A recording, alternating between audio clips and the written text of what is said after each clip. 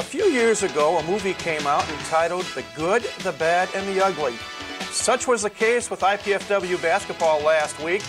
And on this week's edition of Mastodon Spotlight, we'll take a look at each, the good, the bad, and the ugly. It's Mastodon Spotlight, and it's coming up next.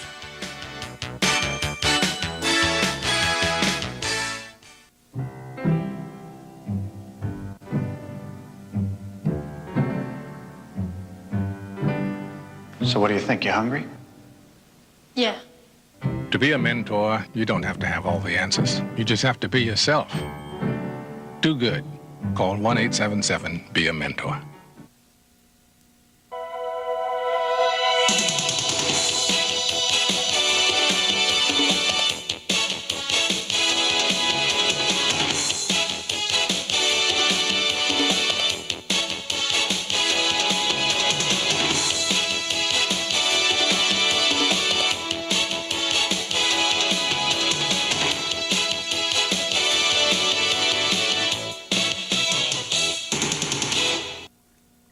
Hi again, everybody. I'm Mike Moz, and welcome to another edition of Mastodon Spotlight. Well, as we mentioned a moment ago, the good, the bad, and the ugly.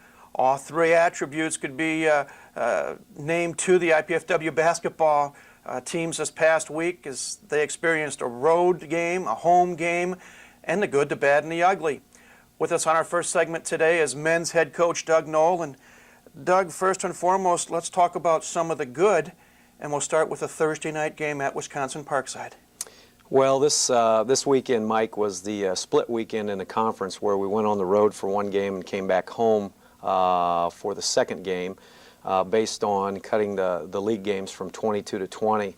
And so we only play Wisconsin Parkside once this year and Lewis. And we went to Wisconsin on Wednesday and prepared for our game Thursday night against a much improved Parkside team. Last year I think they won 2 games. This year coming into the game they'd already won 5 and had a winning record. So we were a little nervous with that game, but I think we responded in a pretty good way.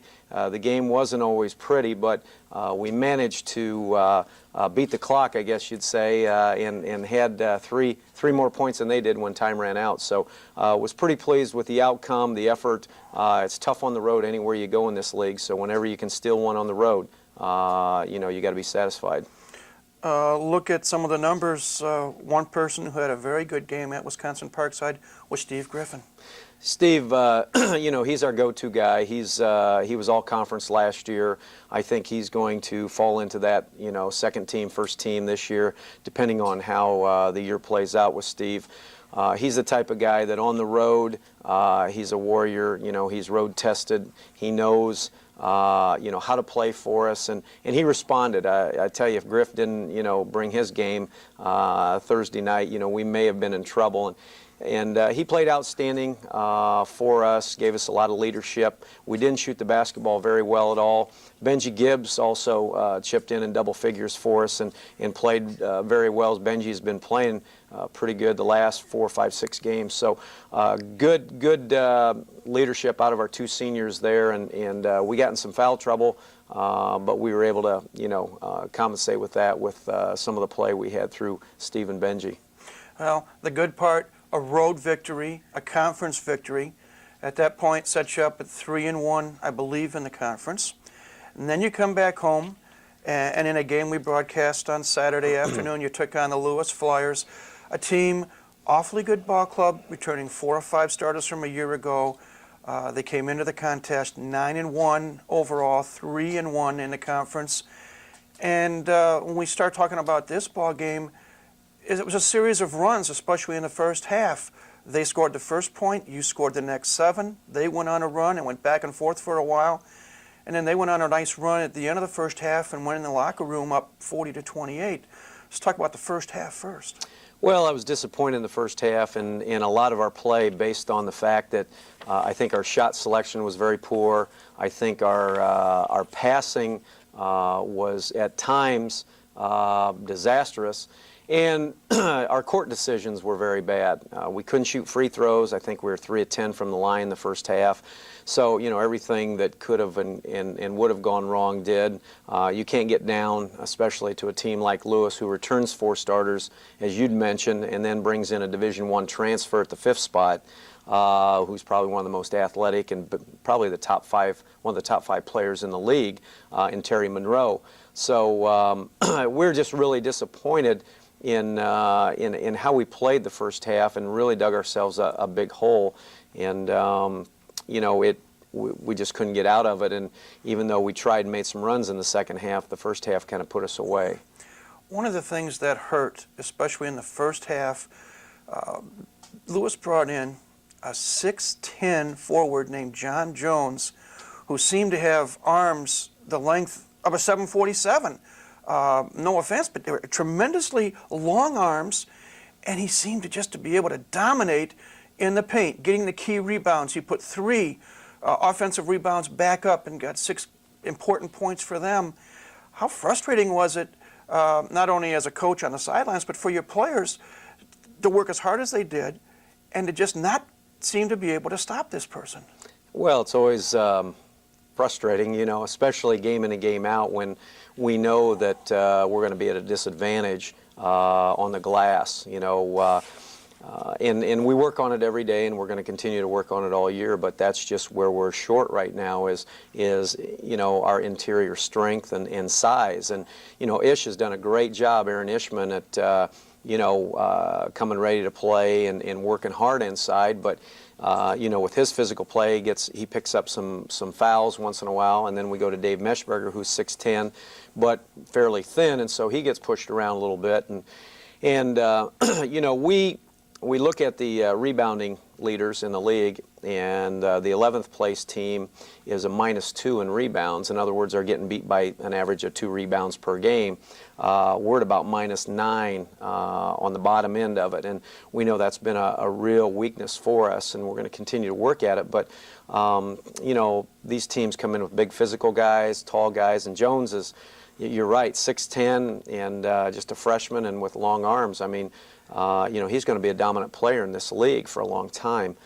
And we just got to, we made some adjustments at halftime and kind of doubled down on him a little bit, and he threw the ball away the second half, which is why, we had a nice comeback. But we talked about efficiency, and we were very non-efficient in the first half.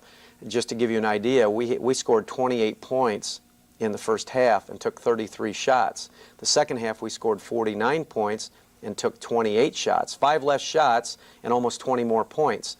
But what happens is when you become efficient, you take better shots, you execute better on offense, that gets you to the free throw line more, it gets you better looks at the basket. We're a pretty good shooting team when we take good shots, and that helped in the second half at least. But it was tough to guard those guys there.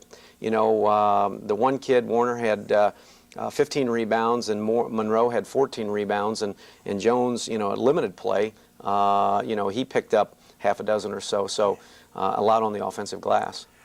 To the team's credit, they were down by as many as 18, cut it to 4 with under 2 minutes to go, and we mentioned on the broadcast several times, it seems every time we were so close to coming over the hump, they made a key shot or got a key rebound.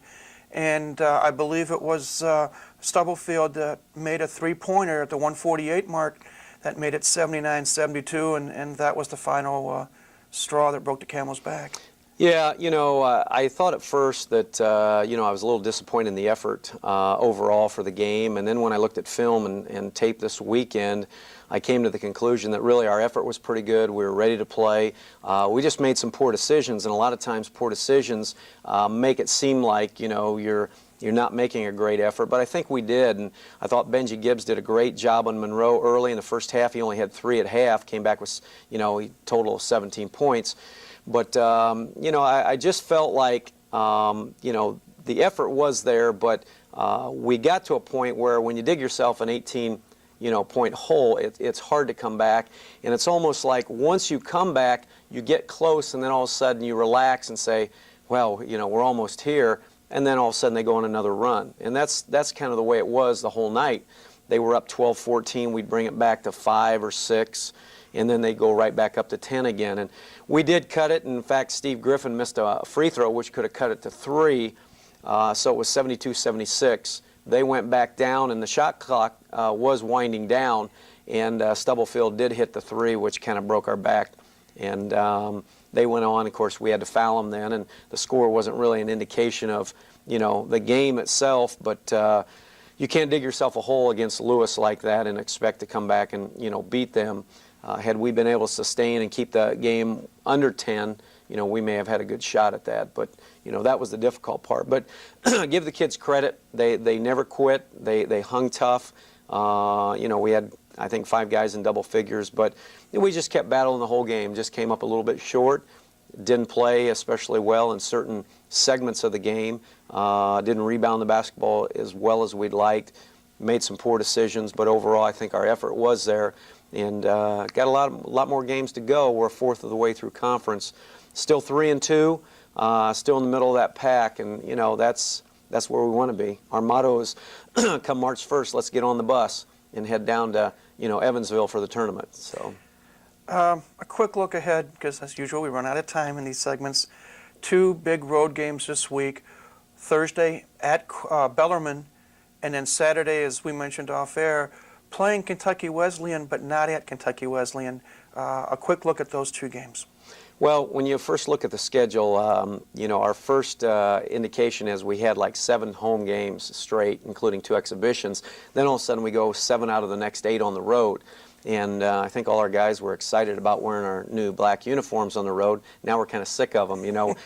Enjoyed putting the white ones back on for home. But we go to Louisville, Kentucky at Bellarmine, who they're kind of in the bottom third of the conference right now, but still a very good basketball team. And in our league, you got to come night in and night out and lace them up and go play hard. Otherwise, you're going to get beat every game. So again, it's on the road. Again, Bellarmine's a tough place to play, but hopefully, you know, we can again, you know, steal a win down there. Kentucky Wesleyan, what do you say about them? They won the national championship last year. They lost 8 seniors, and now they're better this year than they were last year. Go figure. I mean, they've got transfers, Division I transfers, junior college kids, incredible talent. They've won 22 or 23 straight games dating back to last year. Tornado came through Owensboro a week ago and tore up the campus very badly. So the game, supposedly, what I heard this morning, is going to be played at Southern Indiana, which will be a late game. I think the women are at 7, we're at 9, actually 6 and 8, but I think it makes it 7 and 9 here. So it'll be wee hours of the morning when we get back. But, you know, we're going to concentrate on Bellarmine first, and then, hey, what do you do other than just play as hard as you can and play as good as you can against the defending national champions? I mean, I look at it as a great test. I'm excited to play them. I respect them a lot, but don't fear them. So, you know, we're supposed to lose, so let's just go out and play and have fun, and who knows, maybe we'll shock the world, you know. Well, we wish you luck. Have a safe trip, and we'll talk about these 2 games next week. Thank you. Appreciate it. Doug Knoll has been our first guest, head men's basketball coach here at IPFW. We'll take a break, and then we'll come back and talk with women's mentor Carl Semesco. That's when Mastodon Spotlight returns in just a moment.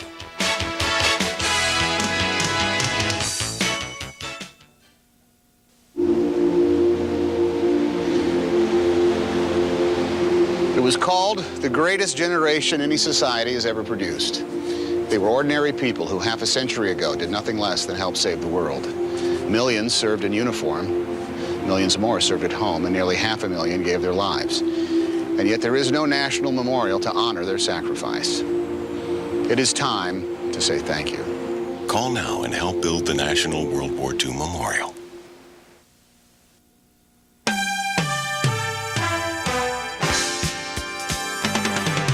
Bringing you up-to-the-minute scores, statistics, and highlights from IPFW Athletics. This is the Mastodon Minute, and I'm John Yaus. Women's basketball on Thursday. They were away at the University of Wisconsin Parkside and lost a close one, 71-69. Holderman had 26 points and 4 rebounds, and Fleming had 11 points, 6 assists, and 8 rebounds. And on Saturday afternoon, the women faced the women of Lewis, and losing that one 86-75. Holderman again scoring 26 points, 3 rebounds. Moore had 16 points, 5 rebounds, and Fleming had 10 points and 6 assists. And the men also away at the University of Wisconsin Parkside, winning that one, another close match, 70-67. Griffin had 26 points and 6 rebounds. Gibbs had 10 points, 3 rebounds. Spicer had 8 points and 4 assists. And they also faced the Lewis team on Saturday here at home and losing to them 89-77. Griffin had 18 points and 5 rebounds. Gibbs had 15 points, 2 rebounds. Wise had 14 points and 4 rebounds.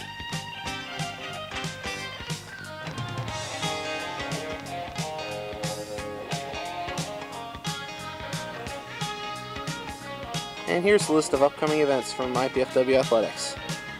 Men's and women's basketball are away, both games this week. Thursday at Bellarmine, women at 6 p.m. and men at 8 p.m.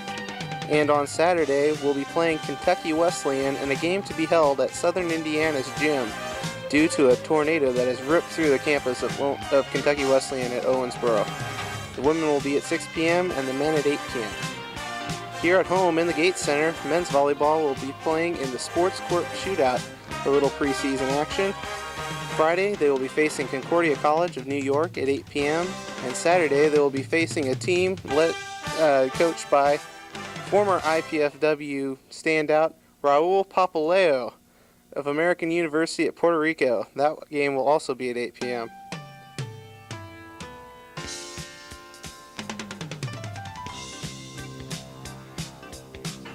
And for more information about IPFW athletics, you can call us at 219-481-6643, visit us on the World Wide Web, or stop by the Gates Center on the beautiful campus of IPFW.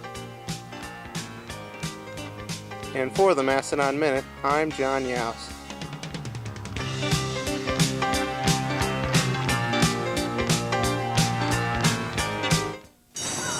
What's wrong, Mrs. Jenkins? Come on, you can tell me.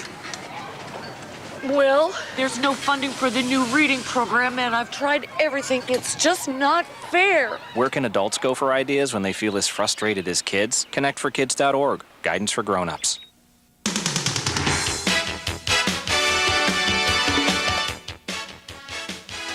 Welcome back to Mastodon Spotlight. Joining us now for this segment, the head women's basketball coach here at IPFW, Carl Somesco. And Carl, a frustrating week this past week. 2 ball games, as we talked with Doug a few moments ago, a road game on Thursday, a home game on Saturday. Tough ball games, and unfortunately, things just didn't turn out right in the end, both occasions. Let's talk first about the Thursday night game at Wisconsin Parkside. Well, the Parkside game was a game we thought we could win. We started off real well. I mean, we had a 21-3 lead. Unfortunately, with some of the things that's happened, our depth is a little bit of a concern now, and had to go to the bench a little bit. They started to pressure a little bit and trap, and the worst play in basketball is a bad pass. And they had real hard time scoring against our defense, but we'd throw it away, they would convert into points. We'd throw it away, convert into points. They got excited, they got back into the game, and in fact, the first 10 minutes of the game, we give up 3 points. Last 10 minutes of the half, of that first half, we give up 46. So, and it wasn't on our defense. It was all on transition from people throwing the ball away. So we have to do a much better job using pass fakes, making intelligent choices, helping, and even the person without the ball, or the players without the ball, I should say, need to do a better job recognizing open areas, communicating to the ball handler where they're open, and we're working on it, and we'll get better at it. But we blew the big lead in the first half. The second half we battled back, took a 7-point lead with 3 minutes to go, but then again turnovers down the stretch. Really hurt us, and they hit a 3 with 17 seconds to go to take the lead, and so it was a tough loss, and we just need to move on and try to learn what we can from it and continue to work on our weaknesses so that we're not so susceptible to pressure, and we're doing that right now. As you said, the final score was 71-69, a tough loss. What was the mindset coming back? Because that's a decent bus ride coming home. Did the gals talk much on the bus or think back, or is it more the silent reflection and wait till practice on Friday? Well, it's not like we have a policy if we lose, we got to be silent for 4.5 hours. There are a lot of talk, but I hope they reflect back on opportunities they may have had where they didn't make a play, or you know, opportunities where had they took better care of the basketball, you know, we wouldn't have put ourselves in that situation. We made a lot of real bad plays, and that when we were winning games earlier, you know, we're doing a lot of things better than what we did early in the season. But what we're not doing as well may be the most important thing, and that's take care of the basketball. You know, and we've had some guards that aren't here anymore, but at the same time, I think you play at this level, you should be able to handle the basketball and make a pass to somebody without it being deflected, without, you know, it being a lob pass that gets, you know, picked off for 2 points the other way.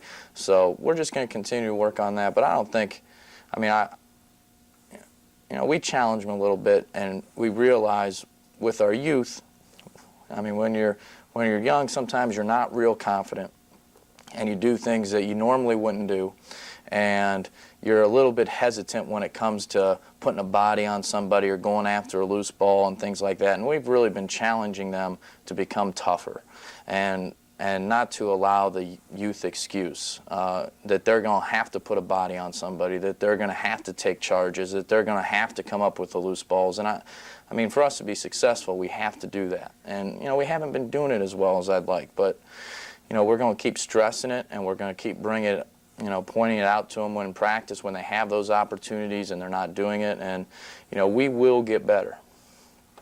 Well, you did come home, and then you entertained Lewis on Saturday, a game we broadcast on College 56. And at the beginning, again, the team got off to a very good start. You had as much as a 12-point lead throughout most of the first half, and then they made a run at the end of the half and went into the locker room trailing only by 2, 42-40.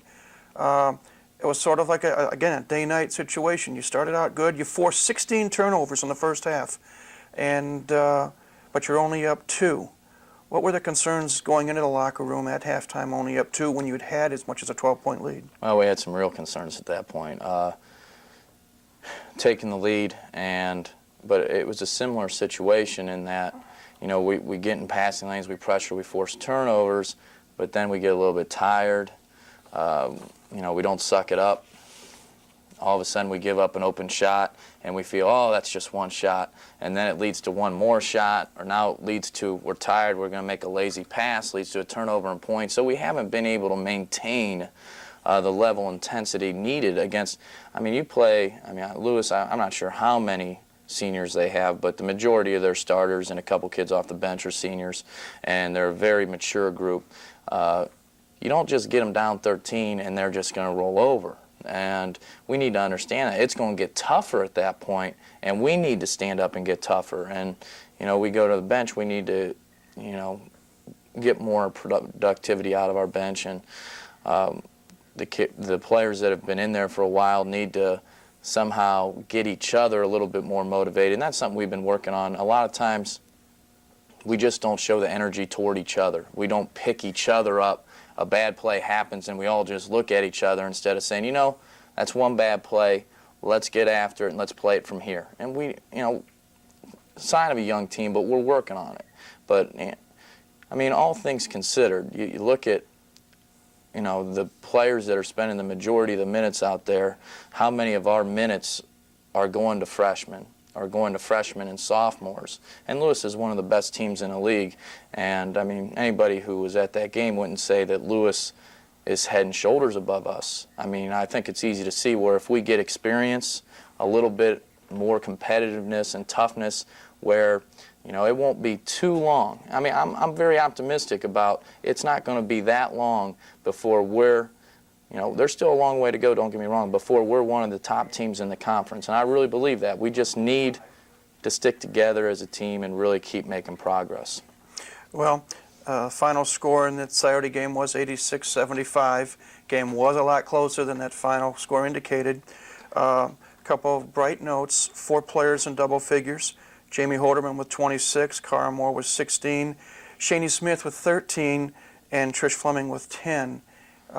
Brief comments on their performances. Well, like Jamie Holderman has been playing real well, which is at the beginning of the year. I mean, Jamie is a great shooter. I think she's one of the better shooters around. I mean, I really think she's that good. And early in the season, she was not shooting the ball well at all, and yet we were winning. And now she is, and she's had a year off from competition, and that might have been part of it, getting back into the flow of playing in games. But she's really shooting the ball well now, and some other people haven't been shooting the ball as well. One thing we're going to have to ask Jamie to do more, she was rebounding more at the beginning of the year than she is right now, and we're going to get her to get back in there because we gave up way too many. I mean, Lewis shot the ball extremely well, and they're a good shooting team, but they got more offensive rebounds than we got defensive rebounds, which tells you if they missed it, they had a better chance of getting the ball than we did, and that shouldn't happen. And I mean, the same with Trish Fleming. Trish Fleming is a great player. She's a great player, but she's not always motivated. And she's a person who her confidence can get shaken if she comes out and makes a mistake or if she misses her first couple shots. Not the same player. I mean, you could see a totally different player by the result of her first 2 shots. If she makes them, you're in for a great ride. If she misses them, she's the first one to get down on herself. And we need to work on that with her. And we need to get her more aggressive on rebounds. And Cara showed a lot of progress this last game. Still didn't shoot the ball very well. We need her to shoot the ball better. But she's doing some things. She set screens to get people open. She tried to take a charge. She blocked out. Some things that we were asking her to do early that I don't think we were really getting done. You could see the signs of that. And I mean, that's real encouraging. And the same with Shani. Shani, you've got a freshman playing point guard who probably isn't a natural point guard, is going to make some mistakes, and we're trying to teach her, what to do with the basketball and how to avoid some of these mistakes. And, we're just going to have to live with some of them for right now. But, I saw more positive plays. She's just a person that needs to maintain her intensity. I mean, the first half, she had all of her 13 points. I don't think she scored in the second half. She's a person where when she gets tired, all of a sudden her fundamentals start to slide, her shooting form starts to slide. So we need to get her to push just a little bit harder in practice. But she has ability, and we will get there with her. Most freshmen learn all season watching someone play and getting to practice against them for a year. Our freshmen are learning by being out on the floor and taking it from other teams' best. And in the long run, that's going to pay off. It just you're going to have to swallow hard a couple times, and some things you're going to give one away to Wisconsin Parkside that you probably shouldn't. And there might be other games like that. Hopefully not too many, but we've still been competitive in every single game. I mean, we haven't been out of a game yet this year. The score of 11 may look like it was that, but we know that was, a 4-point game down the stretch, and we just needed to stop and didn't get it. But we're going to get better. And we put another recruiting class with this group. Suddenly we're a very dangerous team. Well, unfortunately, we're out of time for this segment. Congratulations, hopefully, on the effort for the most part. Even though there were 2 L's, as you said, you saw some positive signs. Good luck on the road trip this week at Bellarmine Thursday and playing Kentucky Wesleyan, even though it's at Southern Indiana, on Saturday. And we'll talk next week about those games. Thank you very much. Carlson Mesco has been our second guest, head women's basketball coach here at IPFW. That will do it for this edition of Mastodon Spotlight. I want to thank both coaches for appearing today. I want to thank you for tuning in. A couple of quick reminders. Friday and Saturday night, volleyball comes to College 56 Sports. 8 o'clock Friday night, and I believe 8 o'clock Saturday night, Coach Arnie Ball's team gets their season underway. Also, a replay of last Saturday's men's game against Lewis University will be on 7 o'clock Sunday night on College 56 as well. And then we'll be back next week at this same time with another edition of Mastodon Spotlight. Until then, this is Mike Moss saying have a great week and go Dons.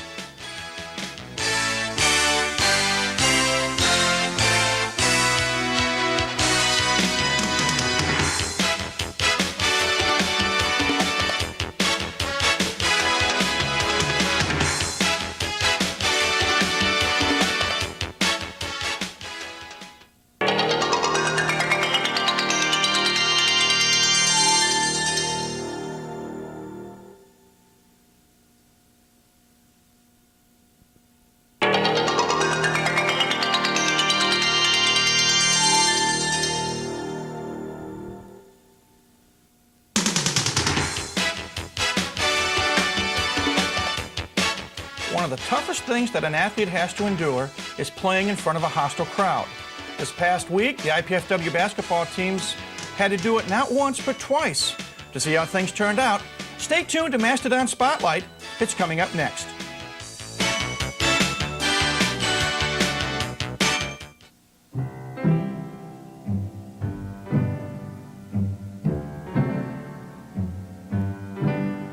So what do you think? You hungry? Yeah. To be a mentor, you don't have to have all the answers. You just have to be yourself. Do good. Call 1-877-BE-A-MENTOR.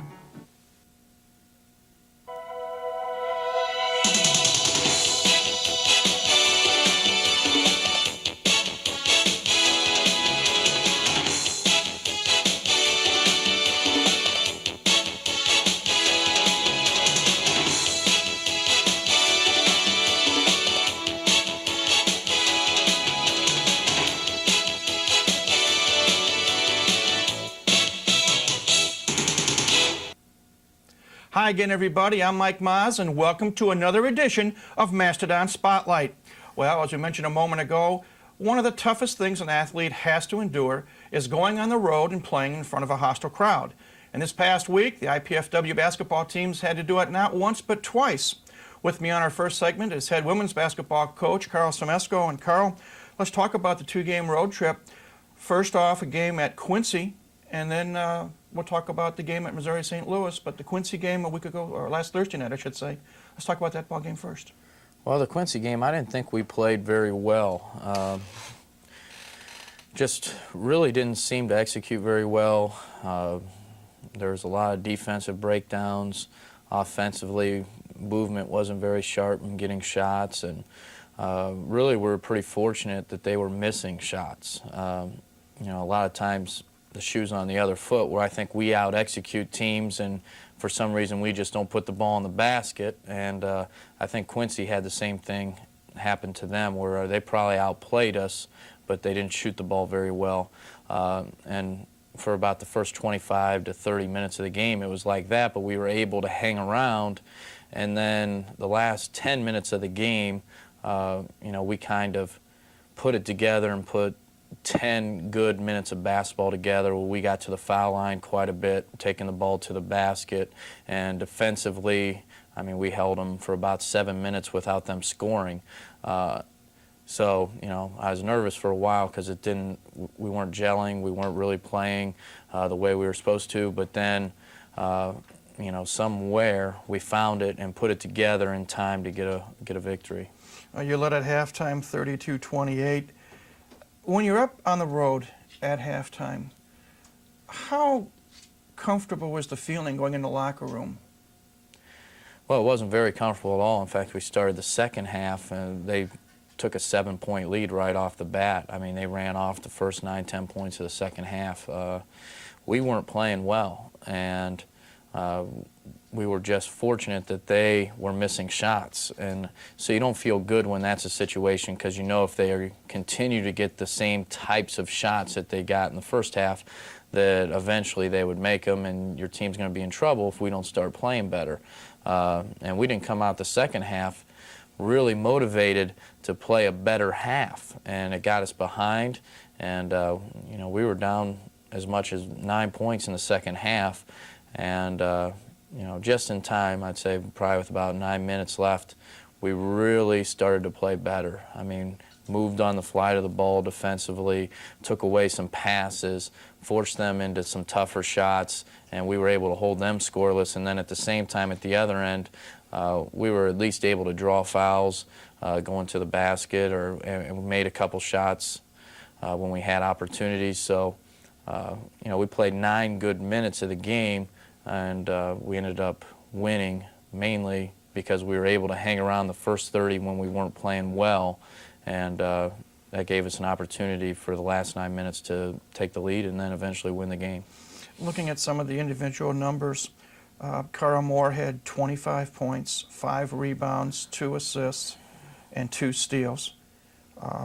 Tiara Dudley, and we'll go into her performance in a little more detail in a second, 13 points, 10 rebounds, 1 assist, and a steal. And Jamie Holderman, 11 points, including 7 of 11 from the stripe. Let's talk about the 3 players' performances, starting off with Cara. Well, Cara has played better as of late. She has shot the ball better, which always gives, sometimes some players, and I think Cara's one of them, where if you don't shoot the ball well, some other aspects of your game start to slide because your focus starts to become on, oh, I'm not making shots. Now all of a sudden your defense slides a little bit or your passing skills slide a little bit. And that's something we're working on with her. But she has shot the ball better and she has played better. I mean, there's still some things that we're working on, but she has improved her play as of late, and we've needed it because we've had some other players who haven't shot the ball as well, and we've needed her scoring input, and she's given us that. Tiara Dudley, this was probably her best game of the year. She was able to stay out of foul trouble. And I was, right before this game, I was getting on her about not getting on the offensive boards like she was earlier in the season, and, she got probably 4 putbacks in that game. And, that's how we want her to score. We want her to be able to score maybe a couple baskets in transition, beating the other post players down the floor because she's faster. And other than that, I mean, mainly, we don't look to really throw the ball into the post to her, but we do expect her, with our perimeter shooting, for her to get a lot of opportunities at putbacks. And, I think we went away from that a little bit, and it was nice to see her have a sustained effort throughout the game at getting on the offensive glass. And really, she's the one who, along with Cara, kept us in the game when we weren't playing as well defensively, or our movement wasn't very good. Maybe we forced a tough shot. All of a sudden, Tiara gets an offensive putback, stops a little run that they had going. So, they played very well in that game. Jamie struggled shooting the ball really all weekend.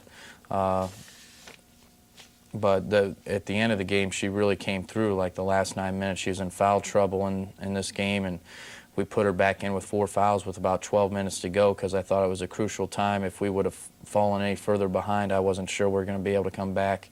And she was able to hit 1 or 2 shots, and then also she was able to score from the line. A lot of times, that's a big thing for a scorer. If your shots aren't falling, let's see if we can't take it to the basket and draw some fouls. And she was able to do that, and as you said, went to the foul line 11 times that game.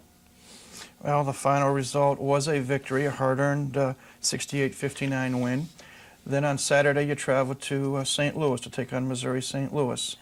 Different ball game. The opponent is in second place in the conference. We didn't come up with a W. Let's talk about that one. Well, I thought we played better against Missouri St. Louis than we did against Quincy, although, now the shoe's back on our foot, unfortunately. We did not make shots.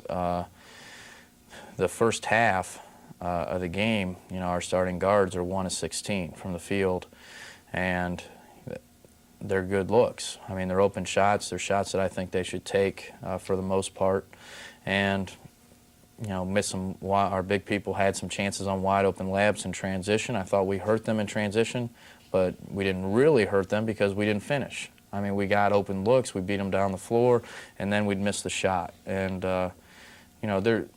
we've had a common theme throughout the year in that we let up at certain points. We have if you look at our games and you look maybe what the score is with 5 minutes to go in the half, maybe we're up 8, maybe we're up 3. This is another example where we're up 4. End of the half, we're down 5. And we've had those situations where we've been up 12, all of a sudden we're up 2 at halftime. And we don't go into the half very strong. And I don't know if that's I hope that's not conditioning. Might be a function of a young team just not able to maintain the concentration level throughout the half. And, you know, those are big swings. If you're up 4 and you can, in the last 3 minutes, you know, outplay them by 4 points as opposed to, you know, lose 9 points into the half, and that always carries over into the second half momentum and how teams feel going into halftime. And second half defensively, we didn't play very well. And as a part of that, offensively, we did not take care of the ball. First half, we hold them to 33 points or whatever it was. Second half, they scored over 50. Part of that was defensive execution, but another part of that was first half we have 4 turnovers. Second half we have 12 turnovers, and most of them are of the bad pass variety, which are, in my estimation, the worst kind of turnover you can have because they usually result into points in the other end, and you know, they almost always did. Almost all of our turnovers in the second half led to points for them, and usually threes, because they'd get a 5-on-4 in transition or a 3-on-2. They'd spot up, and they had a girl shoot 8 of 10 from the three-point line, which is, you know, tough to combat, but you wouldn't have to deal with it had you not turned the ball over in the first place. So, you know, they're a good team, but I think we, through turnovers, gave them more opportunities than we needed to. Yeah, final score was 87-75. You come home for a couple of days. You're now 8-9 overall, and ironically, you're in 9th place in the conference race, 1 game behind Indianapolis and 2 games behind one of your 2 opponents this week, Southern Indiana. You go back on the road, you play SIU Edwardsville Thursday and Southern Indiana Saturday. Quick thought on those games? Well, we beat Edwardsville the first time, although we're a different team now than we were then, unfortunately, through loss of players.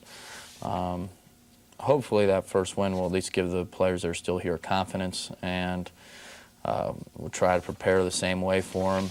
And, you know, if we shoot the ball well, you know, we have a good chance at that game. And then Southern Indiana, out of, you know, our first 8-9 games, I thought that was a game where we executed the poorest. So this gives us an opportunity to make up for that game. I thought there were several things that if we had done better, we would have been right in that game. So this gives us another opportunity to make up for that one. You know, it's tough being on the road, coming back for a couple days, and then getting right back on the road, especially for that distance, a bus ride. But, you know, you don't make the schedule, you just play the game. So, you know, we got to go at it, and it's real important to us that we play well this coming up week. We wish you luck. Have a safe trip, and hopefully next week we'll talk about 2 victories. I hope so. Carlos Semesco has been our first guest, head women's basketball coach here at IPFW. We'll take a break and then come back and talk with Doug Knoll to see how the men did. That's when Mastodon Spotlight returns in just a moment.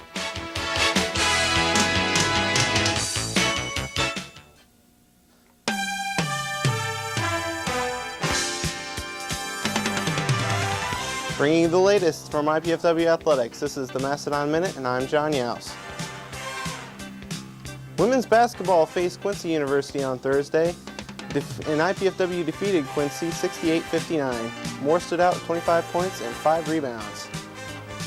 And they faced Missouri St. Louis on Saturday, losing that game 75-87. Men's basketball also took on Quincy, IPFW defeating them. Wise had 23 points and 9 rebounds. And they also faced Missouri St. Louis on Saturday in a 72-60 loss. Men's volleyball faced 3 tough matches in Hawaii, going up against Hawaii on Wednesday and losing those in straight sets. And on Thursday facing UCLA, taking that one to 4 games, losing 2, 11, 15, and 4. And finally, rounding out that tournament with Penn State and losing those in 4 sets, 11, 16, 15, and 15.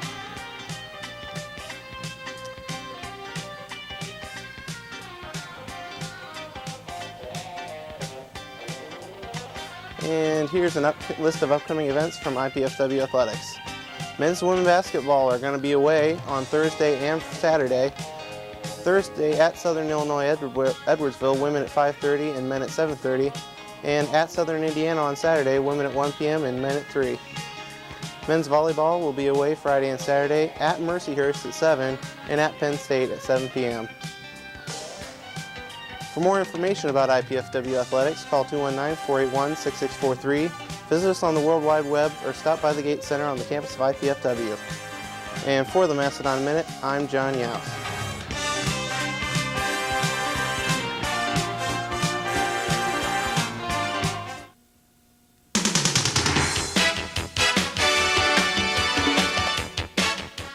Welcome back to Mastodon Spotlight. We're joined now by the head men's basketball coach here at IPFW, Doug Nolan. Doug, before we talk about the two ball games themselves that you played on the road, let's talk a little bit about what it's like being on the road. You've got a long bus ride. You got to stay overnight in a motel someplace. The kids are not in classes. If you can briefly talk about what a road trip is like. Well, they vary a little bit depending on where we're going. Last week we left Wednesday morning. Had about a 7-hour bus ride to Quincy, Illinois, stopped on the way to grab something to eat. We do travel with the women's team, and that's been a good situation this year. My first opportunity as far as traveling men's and women's team because of the locations of our conference and how far they are, so it makes the most sense to do that. Get there, usually we have practice times, shoot-around times set up, so we go accordingly. Try to have some study tables set up for the guys, meetings as far as scouting reports, video, those types of things, Mike. And then, proceed through the day. In fact, at Quincy, we always take the last time because the girls play first, the women play the first game, we play the second game, so we always let them practice first and shoot around first. And then we take the last times. Well, it ended up that we practiced from like 9:45 to 11:15 in Quincy, which was 10:45 to 12:15 our time back here. But we really had a great practice on Wednesday night. Thursday, we have meetings again, study tables, shoot-around time in preparation, pregame meal for the game that night, and really played well against Quincy. On Friday, we about 11 o'clock, we had breakfast, then about 11 we take off, and we had about a 2.5-hour bus ride to St. Louis. Got in there, had a practice time in the evening again, make sure we had some dinner plans, get back, Saturday morning, get prepared for the game. They do have some shoot-around times again Saturday morning. Girls play at 1, we play at 3. And then after the game, we were looking, especially this last weekend, St. Louis had a snowstorm. We were looking at about a 7-8 hour bus ride home, but our bus driver, Bosch Bus, and our bus driver, Mike Buffalino, did a great job getting us back. Trucks, cars, semis were overturned, but we made it in great shape and got in about 2:30 in the morning, and we'll turn around Wednesday morning and do the same thing all over again. This is tough, these 2 weeks, because we missed 6 days of school out of 10. And we're early enough in the semester that it's important when the guys are here, they're in class, because, at this point we can't help it. But again, we go back to St. Louis at Edwardsville Wednesday morning, go through that whole, resume again. Friday morning we head to Evansville to play Southern Indiana on Saturday. So these 2 weeks are grueling weeks out of the season. We're back for a weekend. Our last trip, then we go to, we got 3 games the 1 week. St. Joe, we won't stay, we'll come and go. Indy on Thursday, we'll stay overnight, head to Northern Kentucky on Saturday, and then finish up our last weekend of the season at home against Quincy and UMSL. Well, let's talk about the 2 games, starting first with the Quincy game on Thursday night. Well, one of our best efforts, again, from top to bottom. We practiced extremely well last week. We did have a Sunday practice last week and then took Monday off as our day off. Came back Tuesday here, practiced really well, really intense. And Wednesday at Quincy, the late practice, we still had a great practice, really a good shoot-around, and I think that was really the key. The previous week when we had 2 home games, we really did not practice well that week. For some reason, the effort wasn't there, and we played like it. And we've always talked about, you play like you practice, and we had a great week of practice, and that that showed in the game. We were right from the start. We were mentally, physically in it.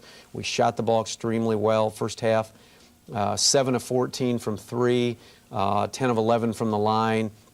We really didn't allow Quincy to get going. They did make a run right before the end of the first half and hit a couple threes and pulled to within 6. And Benji Gibbs hit about a 28-footer at the buzzer to take us back to 9, and that really was a big, I guess, a nice strong finish to the first half that we had. Went up by 9 in the second half, back and forth. Didn't play quite as well or shoot the ball, but stayed with it. Steve Griffin hit a big 3 late in the game, and we hit free throws to really ice the game, and probably as good a road victory as we've had on the road, playing extremely well. And Quincy took Southern Indiana to overtime at Southern, lost to Kentucky Wesleyan at home by 7. Even though they've got a disappointing record this year, they're a scary basketball team. So real pleased with the effort and the outcome of the Quincy game. Final score was 88-79. 3 players in double figures, led by Nick Wise with 23. And Steve Griffin and Benji Gibbs with 20 apiece. So.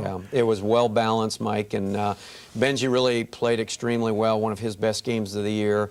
Griff, and Nick were just themselves. They played hard, they played well, shot the ball well, and gave us a lot of good leadership. Now, that was Thursday night. Then, as you said, you made the trip to St. Louis, and you took on Missouri-St. Louis Saturday. Talk about that ball game.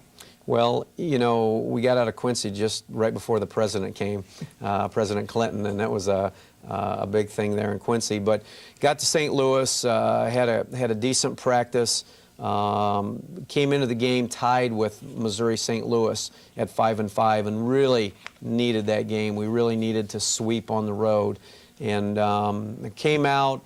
Made 3 turnovers in the first 3 possessions we had the ball. We only had 9 turnovers against Quincy. And first time all year under double figures in turnovers. Thought we took really good care of the ball. Randy Spicer had 7 assists, 1 turnover, and a 2-to-1 ratio is great for a point guard. So when you have 7-to-1, it's phenomenal. And Randy played about 33 minutes. Just couldn't get going. Didn't shoot the ball extremely well. Mentally and physically, kind of struggled. But we kept working at it, and we're averaging about 85 points a game. We had 22 at half. But we felt like, that's as bad as we're going to shoot. Let's bounce back. We did somewhat. They hit the first 3 of the second half and had a 12-point lead. We battled back, made a great run from the 15 to 10-minute stretch.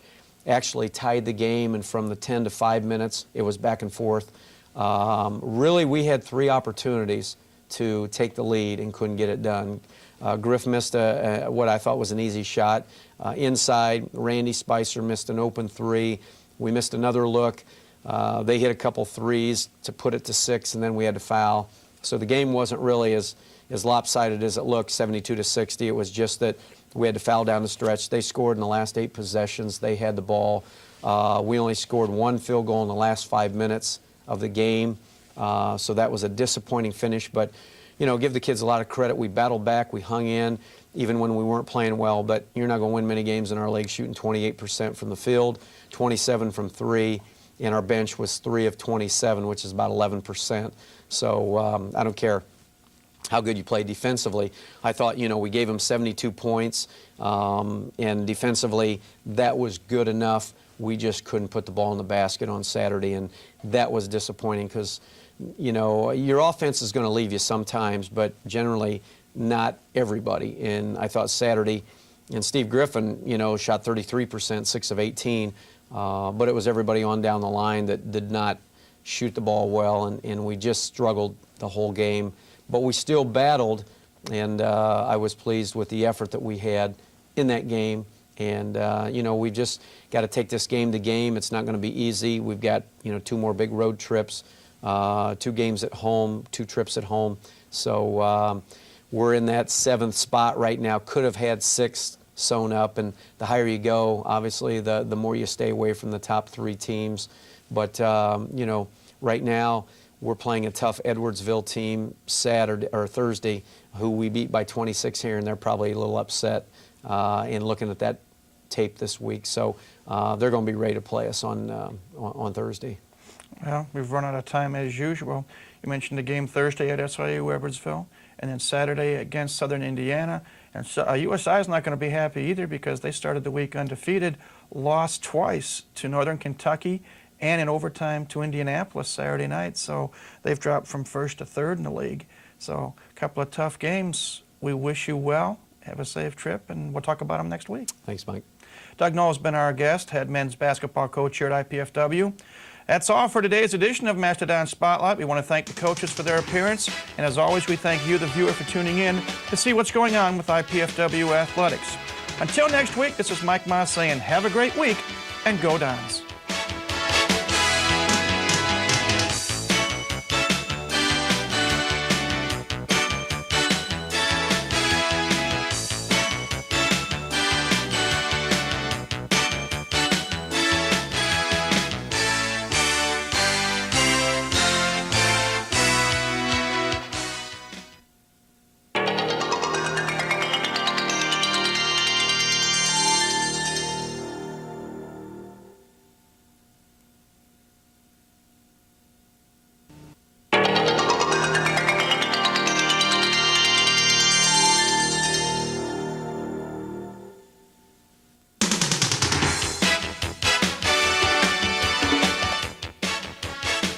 The IPFW basketball teams, both men and women, had a couple of tough home games this past week.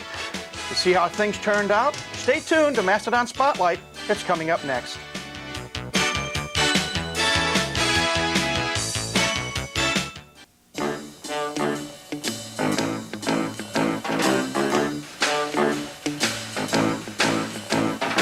When you mentor a child, you don't have to be perfect. You just have to be yourself. Do good. Mentor a child. Call 1-877-BE-A-MENTOR.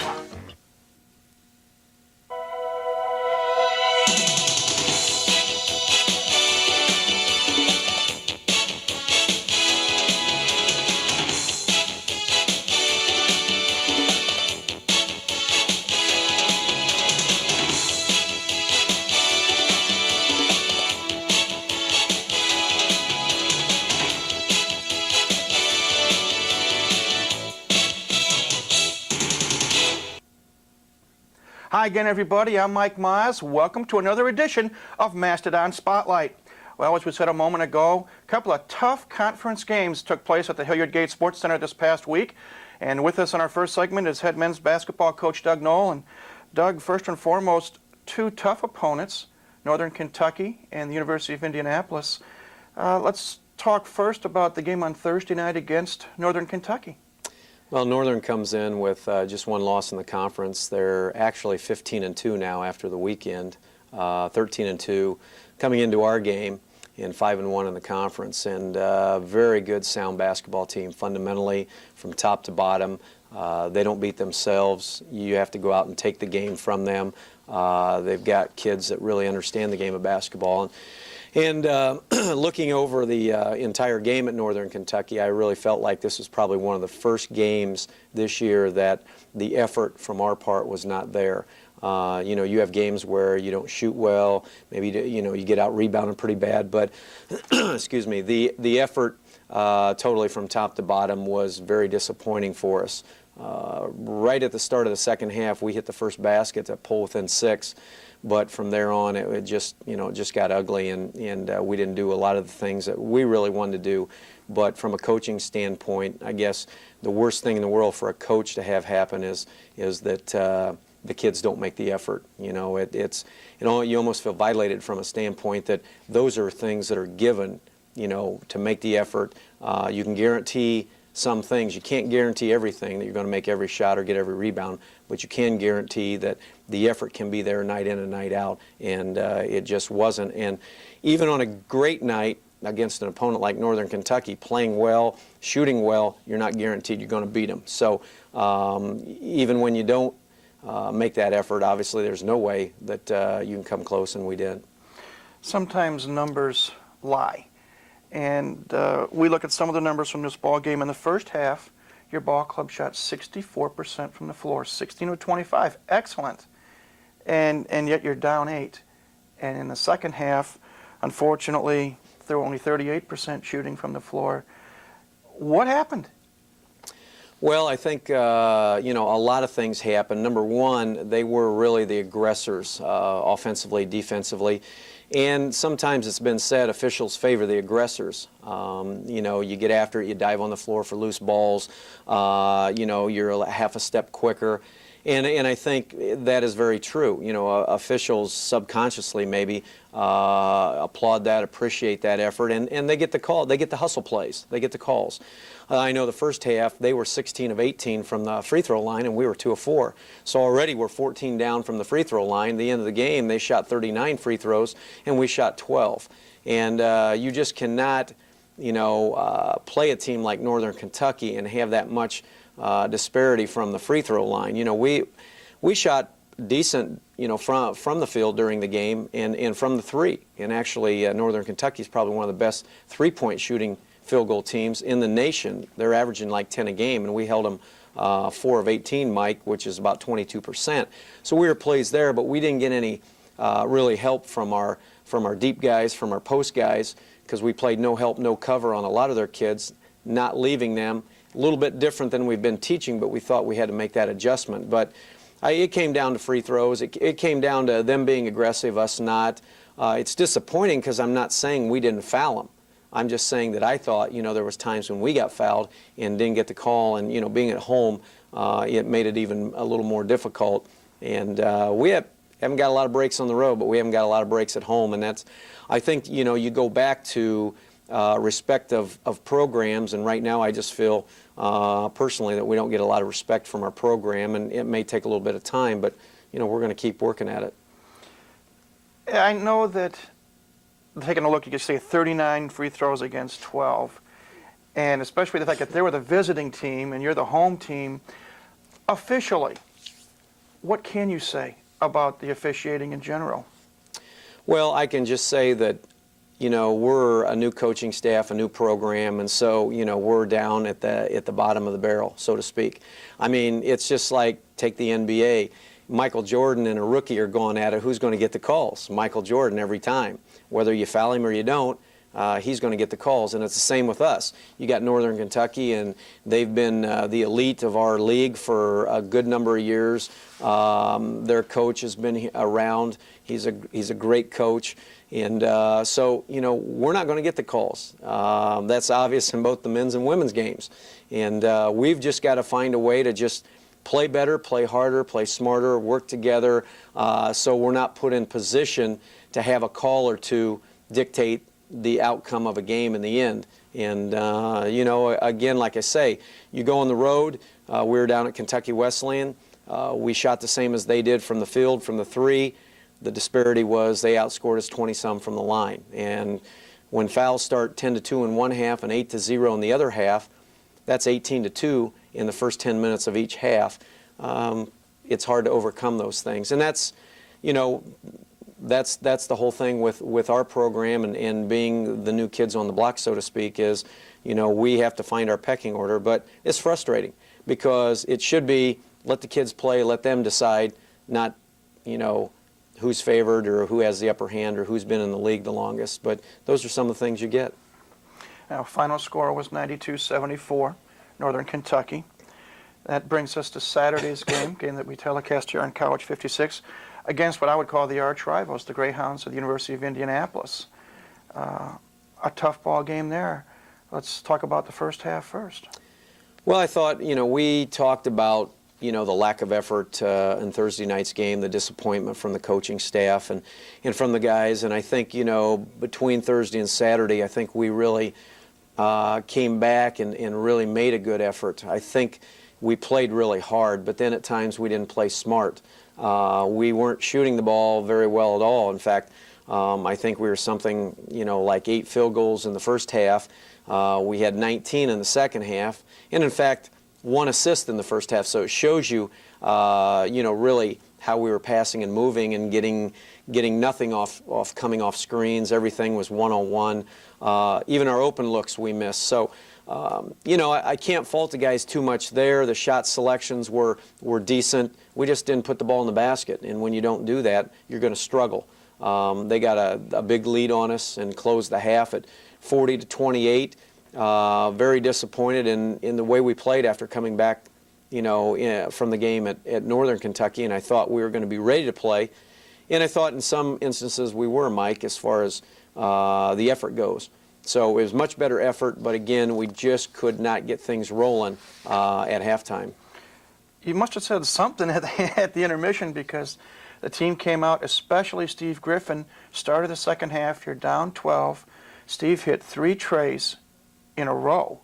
And you came back, you actually tied the ball game. You hit 7 of your first 10 shots on the floor to start the second half. Now all of a sudden it's a new ball game, and you're back in it. Thoughts about at least the first part of the second half?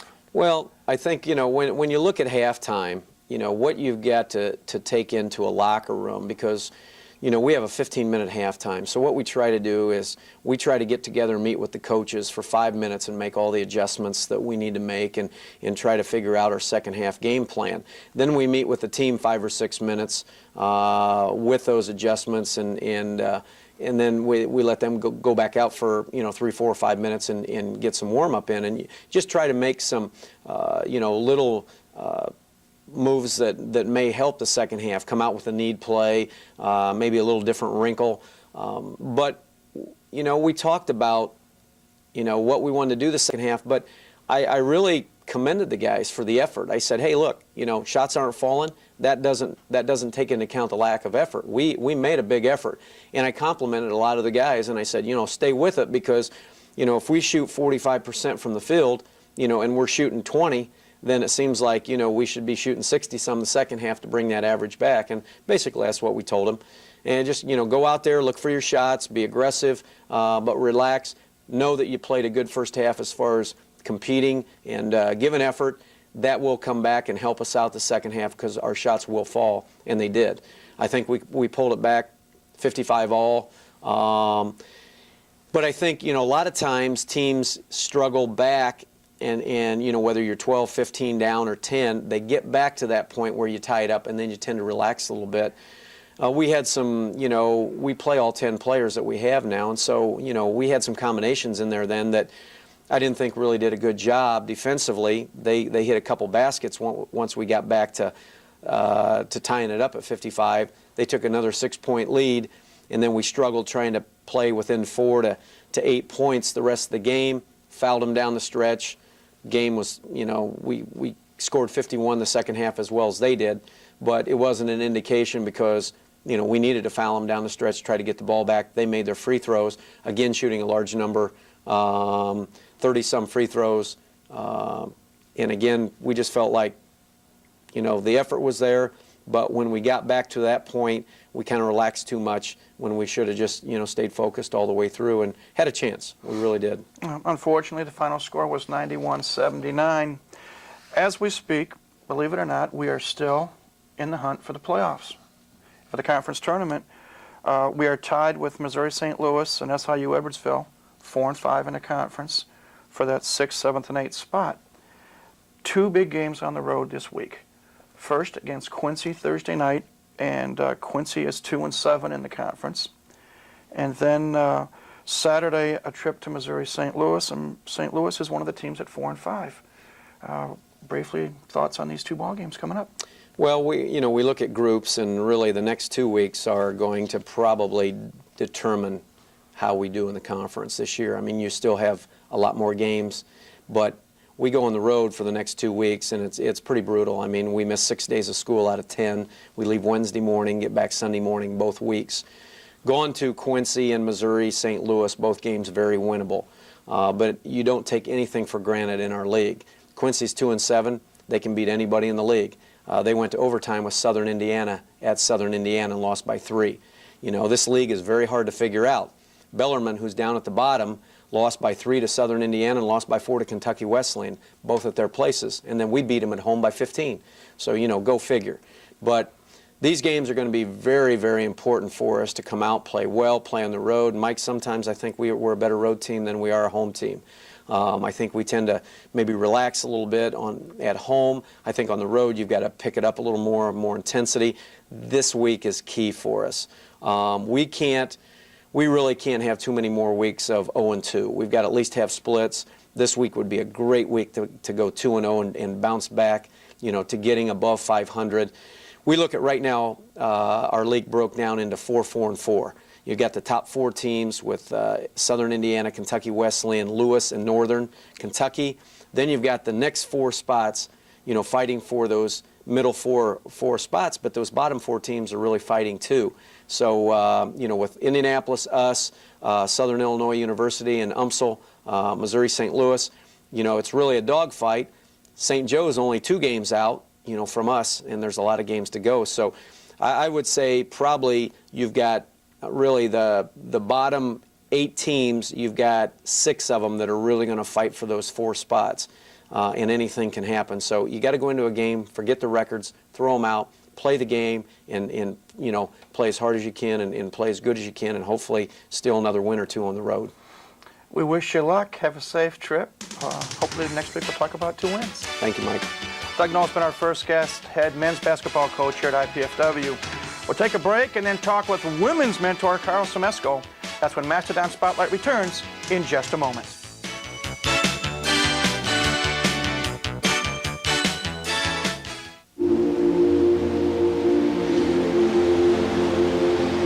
It was called the greatest generation any society has ever produced. They were ordinary people who half a century ago did nothing less than help save the world. Millions served in uniform, millions more served at home, and nearly 500,000 gave their lives. And yet there is no national memorial to honor their sacrifice. It is time to say thank you. Call now and help build the National World War II Memorial.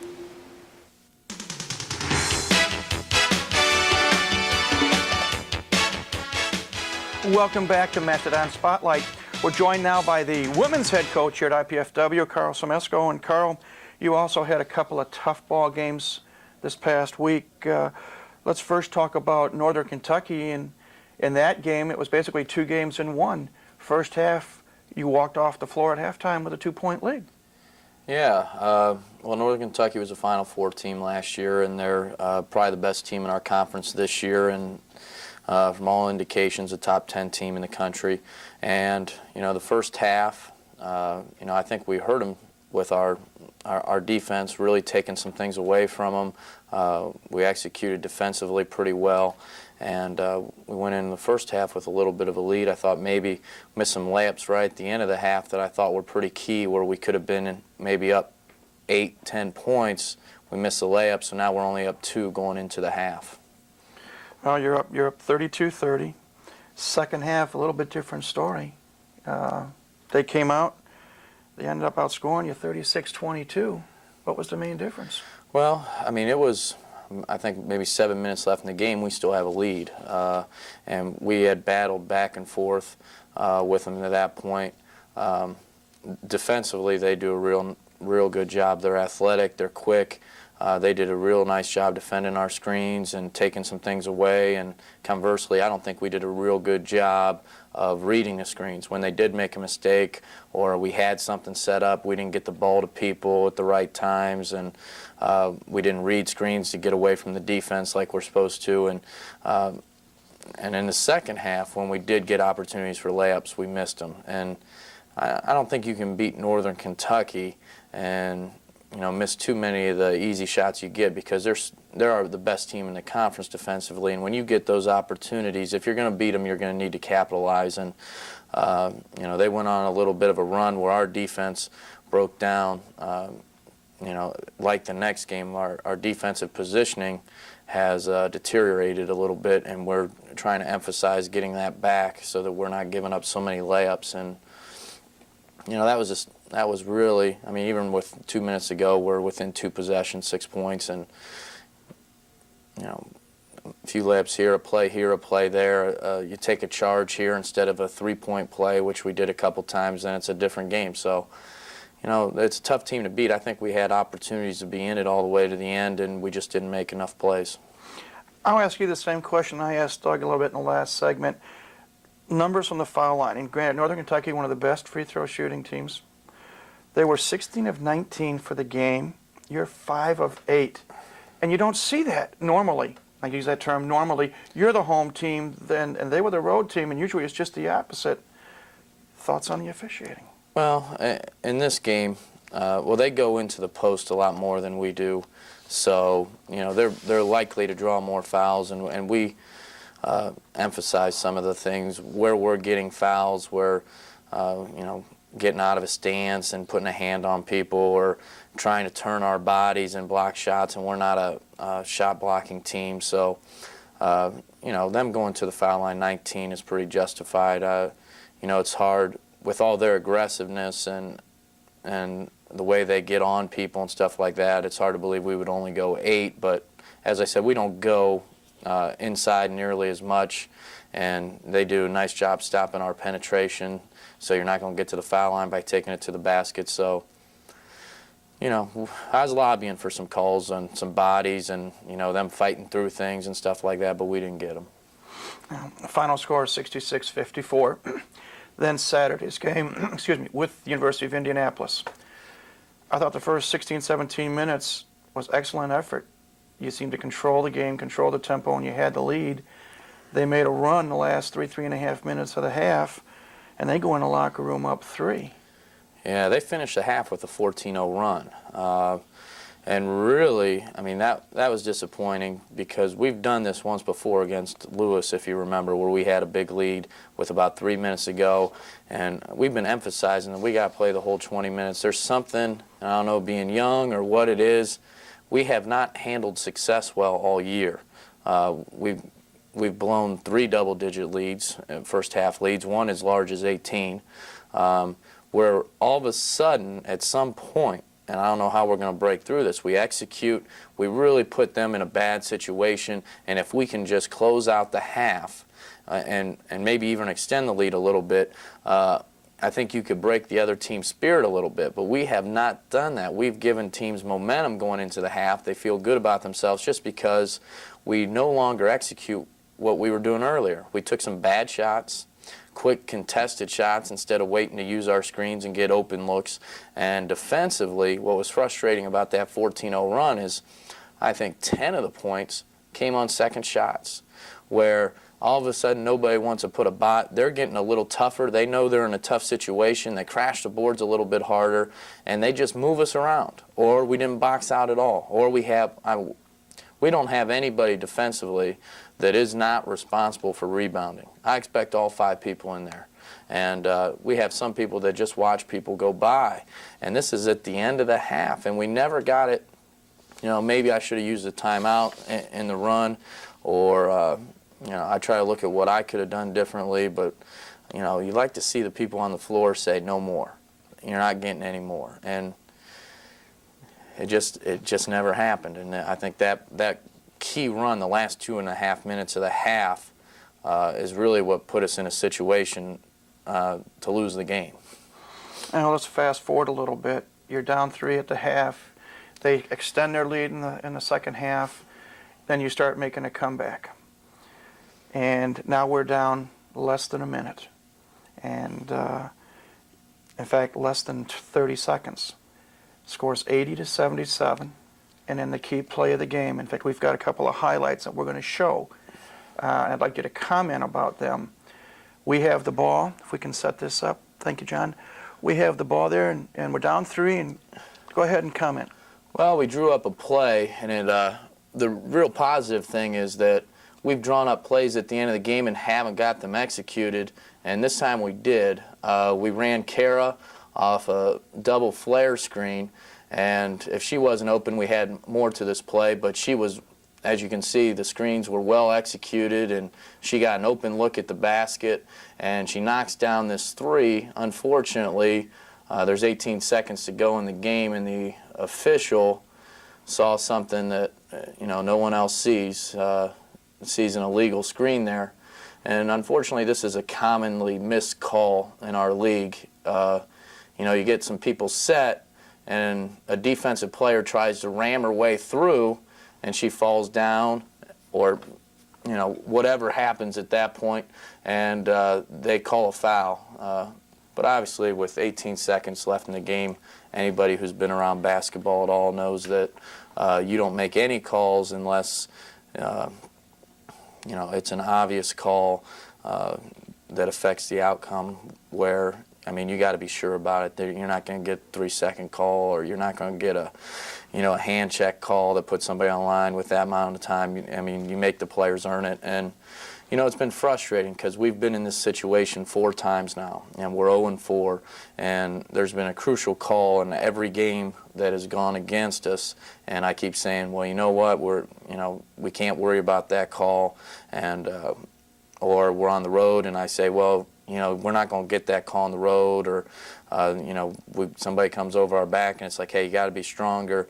But right here, you don't know what to say. The only thing you can say is, our defensive positioning wasn't very good again. We gave up too many good looks in the second half, and then at the end of the first half, which, for the second time this year and the second time within 2 weeks, we just folded a little bit and didn't stand up strong at that point. But I don't know what it is. Maybe it's just bad luck, and that's what I'm hoping it is, and some things will turn. But this was a real crucial game for us, not only for conference standings. Now it puts us 2 games behind Indy instead of tied, and the tiebreaker up, a chance to get to the conference tournament, and crucial in the fact that we've lost 3 of these tough games. I said we're 0-3 in them. Now we're 0-4, 3 of them being conference games. You get to the point where your players aren't sure. They start looking for something bad to happen. What's going to happen this time? What call's going to be made? What's going to happen?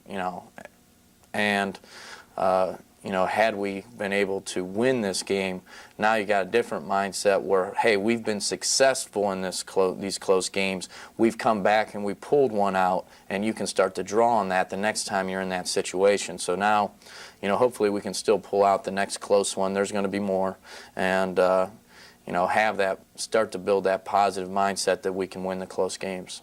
Well, again, it's tough when you have things like this happen, but as you say, hopefully you'll learn from it. And hopefully starting with this week, 2 games with Quincy and Missouri St. Louis on the road, winnable games, chance to get back in the race. Yeah, it's going to be it's tough whenever you go on the road. Quincy had been struggling, and we've run into this already where teams had been struggling. All of a sudden, they start getting a couple wins right before they play us. But, we got to get some wins. I mean, and, I think we're capable of winning if we can just get a little tougher. And, just at the end of halves, or right out of the second half right there, really show some enthusiasm and get some people motivated to get stops or to take good shots, and just be able to keep that enthusiasm through a whole game. I think we can, I think these are 2 games that we possibly could win. We'll be prepared for them, and if we can start putting a couple road wins together, we can get back in the race for making the conference tournament. So that's, we have our work cut out for us, but we're focused on the task at hand, and I think we'll be ready. We wish you luck, and we'll talk to you next week about these 2 games. Thank you. Carl Semesco's been our second guest this morning. Again, tough ball games this past weekend, but there's always hope this coming week. That's it for this edition of Mastodon Spotlight. We want to thank the coaches for appearing, and as always, we want to thank you, the viewer, for tuning in to see what's happening with IPFW athletics. Until next week, this is Mike Moss saying have a great week, and go Dons.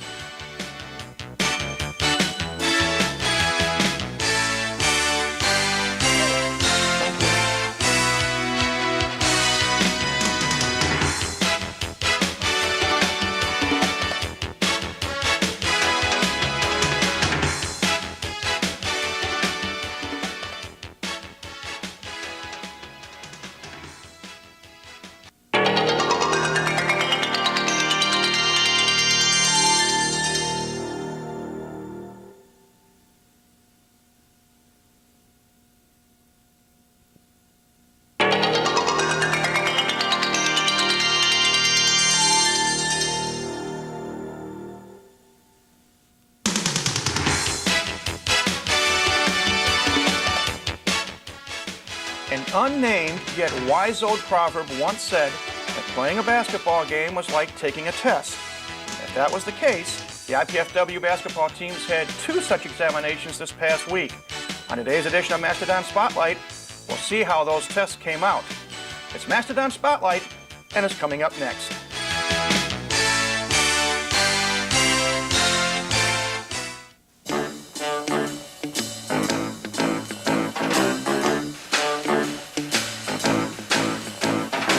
When you mentor a child, you don't have to be perfect. You just have to be yourself.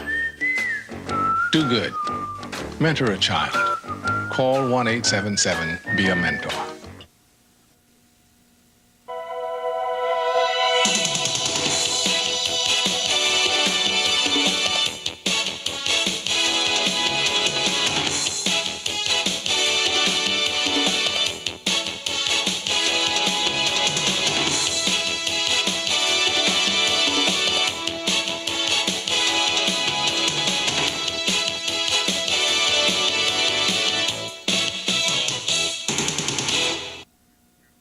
Hi again, everybody. I'm Mike Maz, and welcome to another edition of Mastodon Spotlight.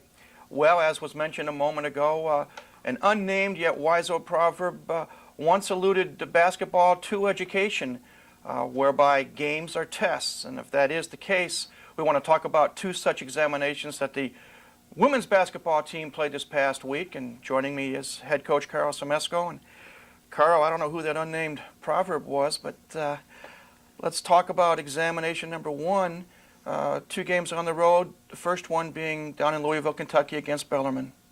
Yeah, Bellarmine's a real good basketball team. They made the national tournament last year, had everybody back, but they were struggling a little bit this year until recently they put it together. They beat Northern Kentucky, who is leading our conference, and beat them at their place, and they're starting to really get things going and find their confidence again. And that was a tough time to go play them, but I'm not sure there ever is a real good time to go play them. You know, we played pretty well. We really did. And in fact, I would say we probably outplayed them, but we didn't outshoot them. I mean, when they got open shots, they made the most of them. They made the most of their opportunities and our mistakes. And you know, when we hurt them in transition and got open shots, we didn't make ours. And, you know, this is another game. This is the third time this season where the game has come down to one possession against St. Francis and against Wisconsin Parkside. If we get a defensive stop, we probably win the game. And we didn't get the stop. In this example, Bellarmine, we got the ball with a chance to tie it in the last possession, and we couldn't get a score. So, you know, those are 3 tough losses. Those are the games you really want to win, but you kind of understand it's not often that young teams win those games. But we're trying to develop the mindset that there's no reason for that, that we should be a little bit tougher, that we need to execute when the pressure's on. And, you know, we had an opportunity to win, and, you know, we came up a little bit short. Taking a look at some of the numbers from that ball game, from an individual standpoint, Jamie Holderman, 10 of 24 from the floor, but 9 of 15 from three-point range for a game-high 29 points. Let's talk about her performance first, then we'll talk about a couple of her teammates. Yeah, well, Jamie has been playing real well. In fact, she's been really the only consistent scorer that we've had over the last few games, and the only player that's really been shooting the ball reasonably well. So we've been really trying to get her open, and she's been getting a lot of open shots. But at the same time, we know we need some other people to pick it up, and we've been trying to create some scoring situations for them. And prior to the next game, this Bellarmine game, and the few games before, you know, the rest of the team has just shot the ball at a terrible percentage. In fact, you know, below 25% for sure. You take Jamie out and you figure out what your field goal percentage is, and it's below 25%. If we could shoot, I mean, there's not many games this year we lose if we shoot 40% from the field, and I feel like we're getting better shots than most other teams. We're getting open shots, we're getting uncontested shots, and we're just not making them. And, you know, I feel like we're a better shooting team than that, 1. And 2, I don't ever think that you get enough shots up in practice because there's so many things you have to go to. And we spend a lot of time in shooting in practice. But I think, you know, players have some responsibility, you know, to go in without a coach and really working at things at game speed so that they're able to make these shots when they're given the opportunities in a game. And, you know, I'm not sure how much of that's going on. And I just know that had we shot the ball better this season, our record would be dramatically different than it is right now. Obviously, it's frustrating as a coach to see the fact that some of these gals, like you say, may get a good look, and for whatever reason it doesn't go down. Do you look more at the confidence level or self-confidence factor, or do you look at a technique factor that there just might be a minor flaw here or there for the reason for not having those shots go down? Well, I think confidence is part of it, but I think you develop confidence through successful repetition. And I don't know if you deserve confidence if you're not coming in extra and shooting, or if you're not going through shooting drills at full speed. I mean, you're not just given confidence. And really, I don't think there's any way to develop confidence if you don't have players that are willing to see them. Whenever you work hard and you get up 500 shots a day or something like that, you feel like you deserve to make the shot in the game. And then if you don't do that, there's a little bit of question in your mind if you haven't really got the repetition up, is can I make this? And other things go through your mind other than, solid technique or whatever it is. I mean, breakdowns of form could be caused from fatigue, but those are things you could work out if you worked extra on your shot. And I don't think we've had many kids who have put in that kind of time. And it costs us. It costs us quite often, but we're trying to teach them about the game and what they need to do to be successful, and hopefully we'll see a little change in that regard. And the person, I heard Coach Knight say one time, the person, he's not worried about a shooter's confidence. He's worried about his own confidence in the shooter. I want to know that kid's going to make the shot, and I kind of feel the same way. We're getting open shots, and I want to have confidence in some players that they're going to be able to knock it down. Two other players were in double figures in the Bellarmine game. Trish Fleming with 13 points and Carol Moore with 11. Their performances. Well, really, and this game wasn't great performance really for either one, unfortunately, and they had been struggling. And it wasn't until the next game where we really saw something different. They did score, but it took them 17 shots and 14 shots to maybe produce, I'm not exactly sure what you just said, but, not nearly as many points as they should have produced for those many shots that they took. And we try to get them shots. As I said earlier, we don't want to rely on just Jamie getting 30 shots a game or something like that. So, we try to put them in situations where they're going to get good looks at the basket or be in a position where they might be able to take the ball to the basket. And they hadn't been shooting the ball real well. Well, the final result of that ball game was 72-68, Bellarmine on top. Then you had the day off, the trip over to Owensboro, Kentucky, and then on Saturday you took on Kentucky Wesleyan. And let's talk about that ball game, because that was a different result in more ways than one. Number one, it was a team victory, but your hopes of having more contributions did come to pass. Let's talk about the ball game itself first. Right, that was there were some real positive indications in this game. First of all, Kentucky Wesleyan was undefeated, 5-0 in our conference, and have been playing real good basketball. And then we have them on their court where, I'm not sure. Bellarmine draws a pretty big crowd, but Kentucky Wesleyan has a lot of fans as well, and they have a pretty good home court advantage. They have a nice sports center there where it's in a tight box and you can hear everybody, and so it's not the easiest place to play, I wouldn't think. But we came out, and as you mentioned, we got contributions from some other players. Jamie got in early foul trouble, which maybe that helped other people step it up and realize we couldn't rely on Jamie so much. And Kara was much more aggressive, taking the ball to the basket, looking for an open shot, was much sharper with her cutting. And we started to build an early lead despite the foul trouble.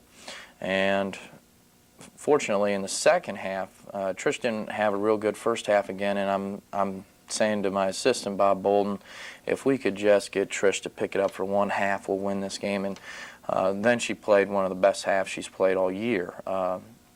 Really was, you could see when she shot it, it was a different person. I mean, it was someone who was expecting to make the shot, taking the ball to the basket, much stronger than she had. And really, those are the things she's capable of, and that's where the frustration comes in. I think we were capable of doing that, and for some reason, confidence or whatever it is, we got away from being as aggressive as we should be. But both Kara, I don't know if that's her career high, but I imagine that's her career high. I think she made 6 threes and had 29 points. And Trish Fleming scored over 20 points, had 21 points, much of them in the second half. And see, if we could get that kind of balanced scoring on a consistent basis, we'd be very tough to beat. If we could get some other people to shoot at a high percentage. Because we don't turn the ball over very much, and we get those we usually get more opportunities than another team. So, let's hope that that's the positive things to come, that maybe, we went through a slump with a few players and their shooting and their confidence offensively, and let's hope that we broke through, and if we did break through in that regard, we're going to be much tougher to handle. Well, as you say, great ball games, Moore with 29, Fleming with 21, Jamie had 10, and the bottom line, a 76-55 victory on the road. What was the mood of the team in the locker room after that ball game? Well, I've been in a locker room where a team won a national championship, and I think this group was louder than the team that won the national championship after they won the national championship, and that's good and bad because we've been struggling. We've lost a couple very tight games, and we probably lost 3 games in a row that, I don't want to say we should have won all 3, but we definitely shouldn't have been 0-3, and we were in every game, and we had opportunities to win each of those games and didn't. And so they knew we were struggling a little bit, and I think they were pretty excited about it, but we've made a point. I hate to be the one to, ruin a rainbow or anything like that, but bring the point that we don't want to be a team that, wins a game every now and then and, feels good about it, that we should start expecting to win and have that kind of mindset coming in. But, we had a much better defensive effort in this game, although our defensive effort at Bellarmine wasn't bad, although our transition defense, they beat us down the court a lot, and that was a troubling sign.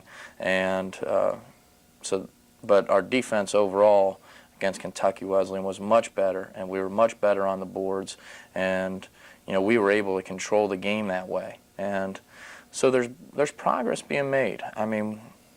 There's been some key losses on this, and we've had to make some adjustments, but some people are becoming better basketball players, and we're becoming a better basketball team.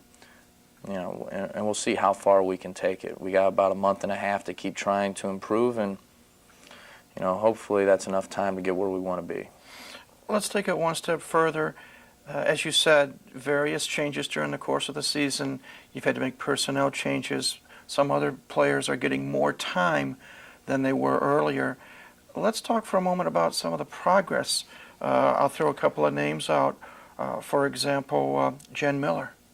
Yeah, Jen Miller, she didn't get really any playing time at the beginning of the season. One, because of the players we had at that point. 2, because she's a volleyball player.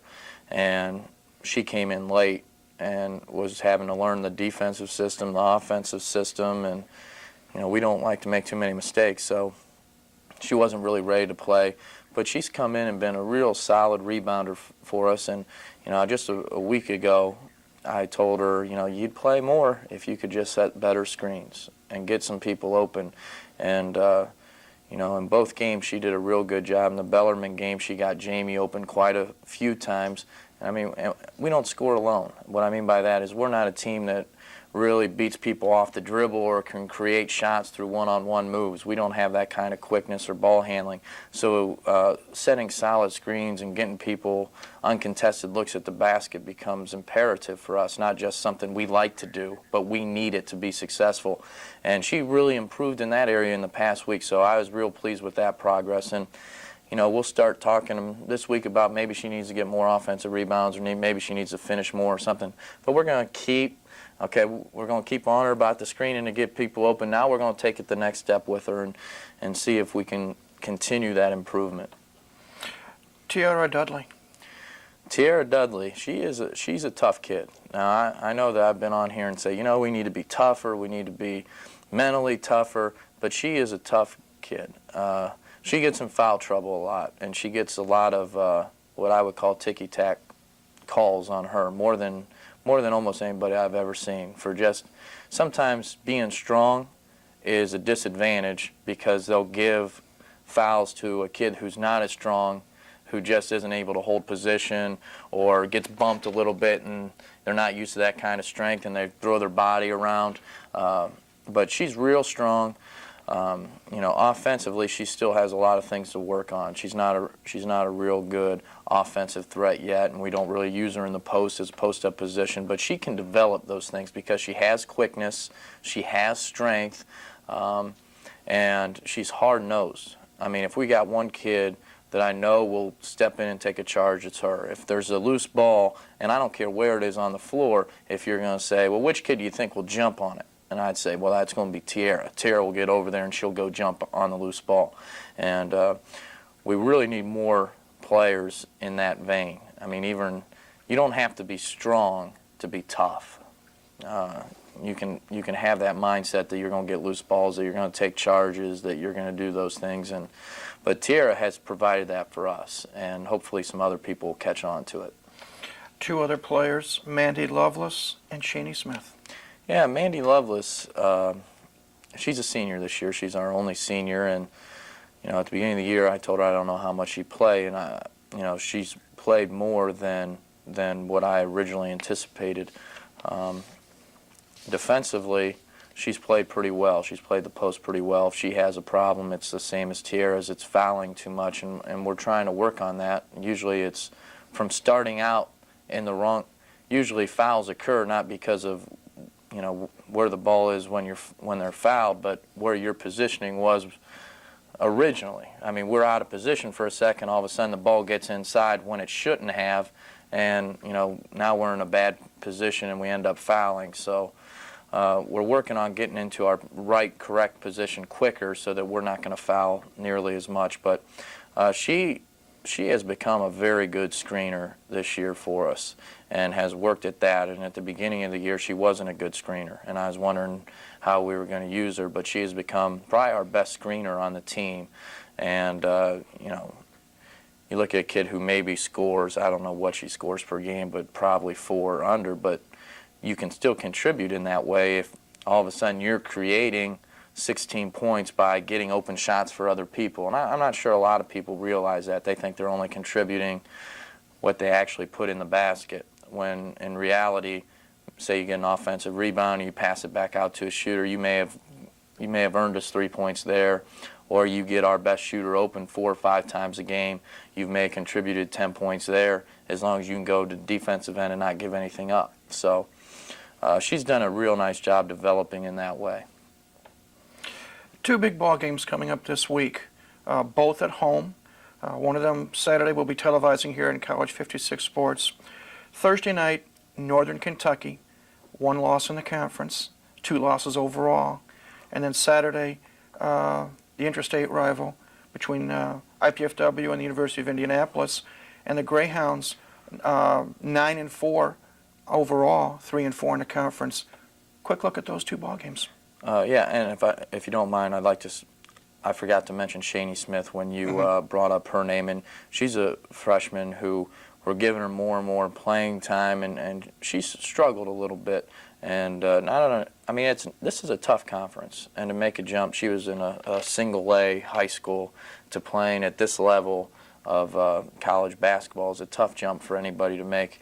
But I mean, she really has some ability, and you can see some things that she can do that we don't have other players on the floor that can do. So, you can see the development. You can see that she's trying and really trying to pick things up and trying to learn the game at this level. And, we're just going to have to be patient with her.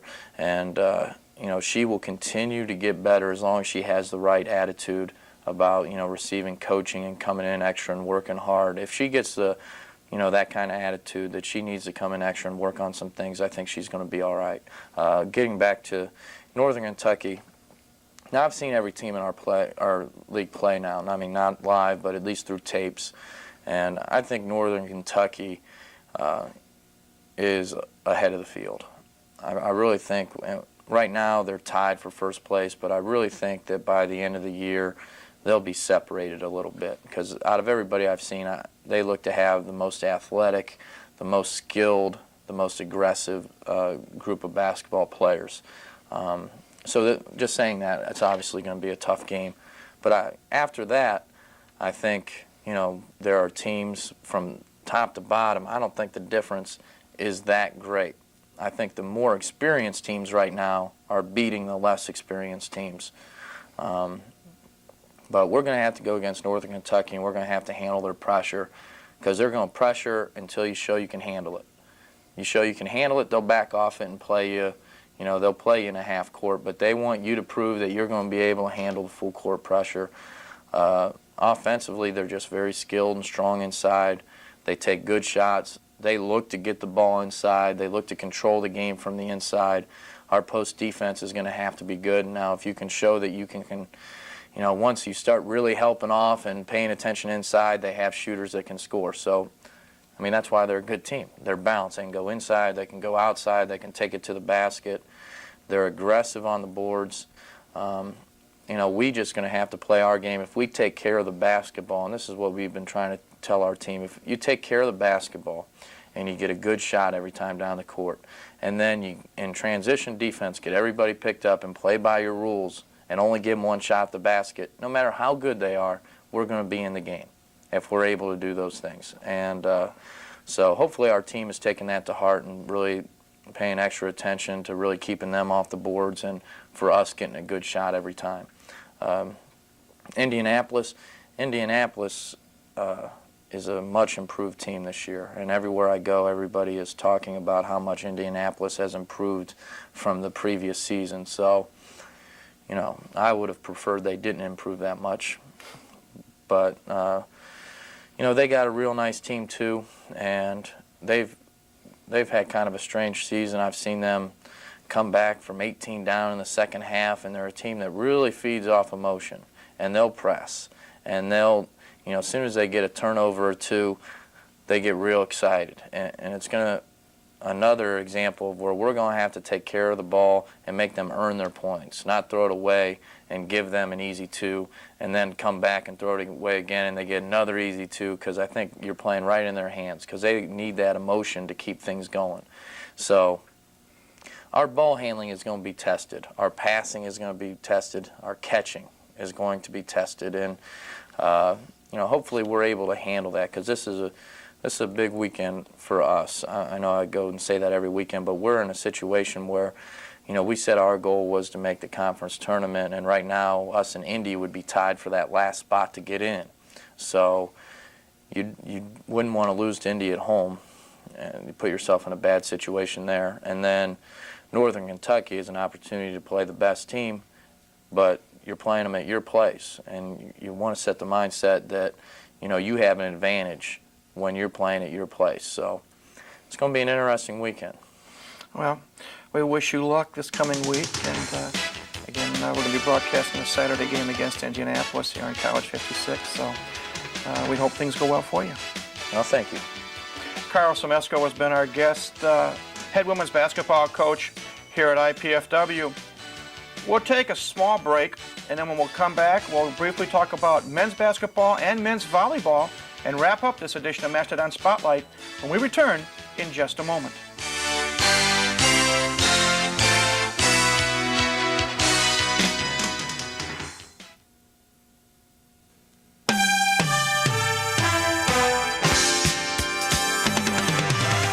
This is the Mastodon Minute, and I'm John Youse.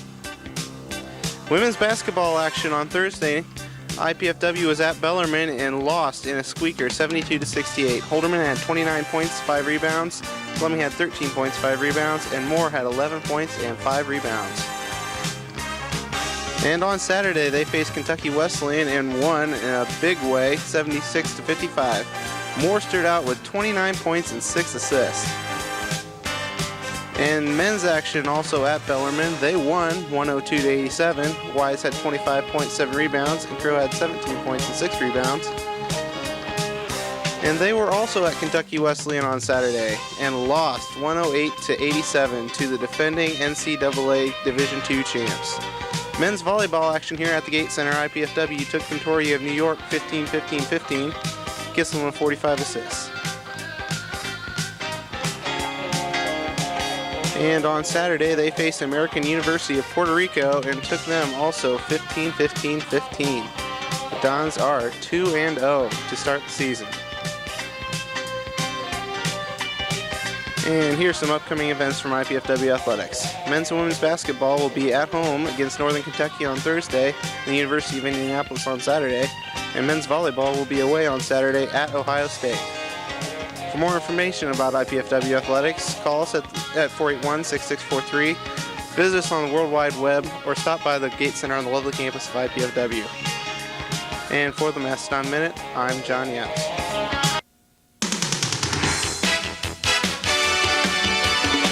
Welcome back to Mastodon Spotlight. Doug Knoll normally joins us for segment number 2, or in some cases the first segment on the program, and Doug was not able to make it today. We do want to report, however, that they also did play on the road, as well as the women did last week, and they came away with a 1-1 split. On Thursday night, they defeated Bellarmine College by a score of 102-87. And on Saturday, they lost to the defending national champions at Kentucky Wesleyan, the final score 108-87. Both teams, men and women, are 7-6 overall. The women are 3-4 in conference play. The men are 4-2 in conference play. And as we talked with Carl Semesco a moment ago, the men are also in action this week at home Thursday night against Northern Kentucky, who are 13-2 overall, 5-1 in the conference.